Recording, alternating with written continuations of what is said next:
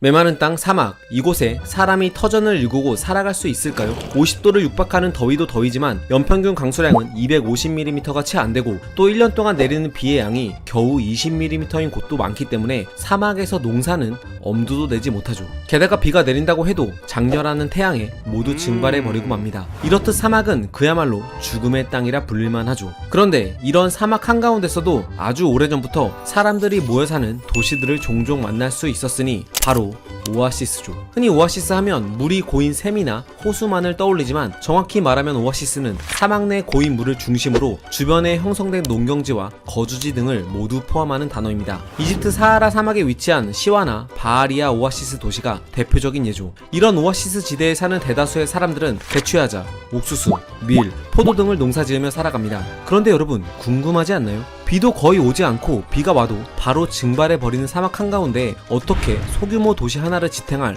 거대한 샘물이 만들어지는 걸까요? 오아시스에 대한 이야기 지금 시작합니다.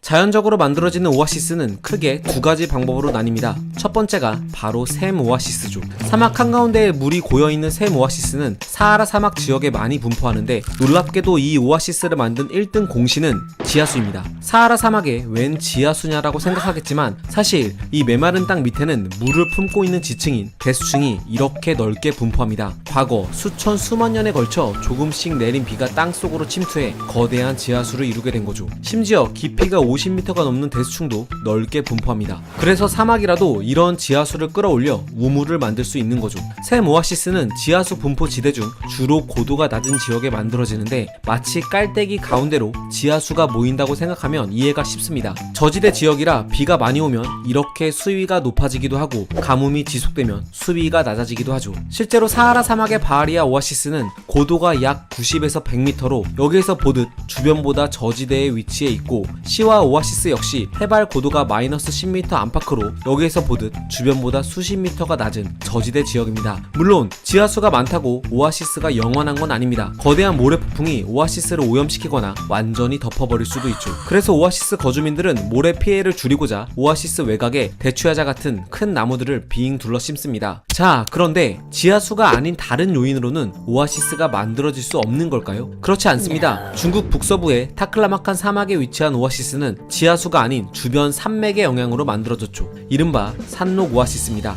타클라마칸 사막은 위쪽으로는 텐샨 산맥, 아래로는 쿨룬 산맥에 둘러싸여 있는데 비구름이 이 거대한 산맥을 넘지 못하고 많은 양의 비를 뿌리죠. 이후 이 빗물은 산맥 아래 지층을 통과해 타클라마칸 사막으로 흘러들어가 오아시스를 만듭니다. 그래서 타클라마칸 사막의 오아시스 마을은 대부분 사막 외곽 지역, 즉 산맥 안쪽 기슭에 형성돼 있죠. 그런데 여기서 더욱 재밌는 건 타클라마칸 사막에 있는 쿠차나 누란 같은 오아시스 도시들은 약 2000년 전에는 웬만한 도시들보다 더 큰 번영을 누렸다는 사실입니다. 바로 동방과 서방을 이어주는 실크로드의 중심지였기 때문이죠. 타클라마칸의 작은 오아시스 마을들은 실크로드를 따라 사막을 건너는 상인들이 중간에 목을 축이고 쉬어가기 위해 반드시 머물러야 하는 곳이었고 때문에 과거 이 마을들은 사람들이 북적이는 큰 도시로 성장할 수 있었습니다. 실제로 약 2000년 전에 쓰여진 중국의 역사서 한서에는 쿠차라는 오아시스 도시는 무려 8만 명에 달하는 사람들이 살았으며 엄청난 번영을 누렸다는 이야기가 담겨있죠. 만약 오아시스가 없었다면 동서를 이어주는 실크로드란 무역로도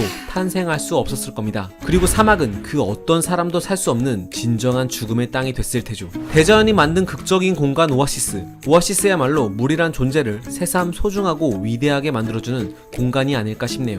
과학은 세상을 보는 창. 지금까지 과학 드림이었습니다. 감사합니다.